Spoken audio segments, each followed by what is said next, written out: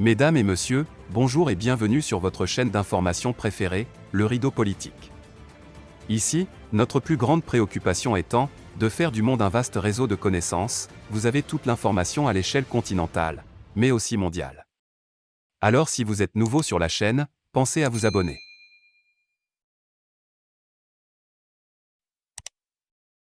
Salut les amis, salut tout le monde. Bienvenue une fois de plus sur votre chaîne d'information préférée, le Rideau Politique. Avant de commencer, si vous êtes nouveau sur la chaîne, n'hésitez pas de vous abonner à la page et d'activer votre cloche de notification pour ne rater aucune de nos prochaines publications. Alors, chers abonnés, ce matin, nous allons faire encore un petit tour du côté du Mali. En effet, au Mali, au moins 12 morts dans un attentat aux cadavres piégés. Il s'agit notamment dans la suite des opérations lancées par le chef de l'État, le président colonel Assimi Goïta, visant ainsi le ratissage total des infiltrés et des terroristes sur l'ensemble du territoire malien. Au moins 12 civils sont morts dans le centre du Mali après l'explosion de bombes cachées dans les corps civils tués que leurs proches étaient venus chercher. Ont indiqué samedi un élu et la police en accusant ainsi les djihadistes. Vendredi, je cite, « Les djihadistes ont d'abord tué 2 civils à Ouakam, près de Bankas, dans le centre du Mali, avant de piéger leur corps », a expliqué un élu d'une localité voisine sous couvert de l'anonymat.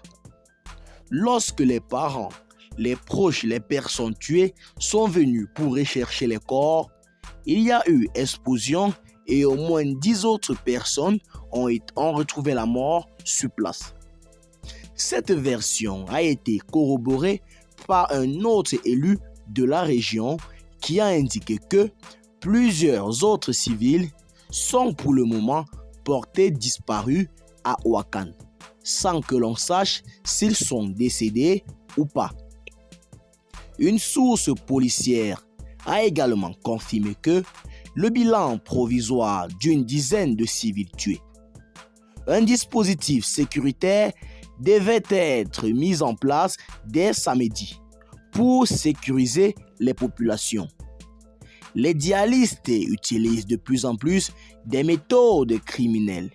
Ils ont piégé Ouakam, des corps qui ont explosé par la suite. Toujours dans la suite des taux forfaitaires des forces djihadistes, l'on remarque tôt le matin les forces combattantes sous le GTA-2 s'est rendues successivement dans les localités de Ségué, Nyondo et environ pour la destruction des bases terroristes. Cette mission du GTA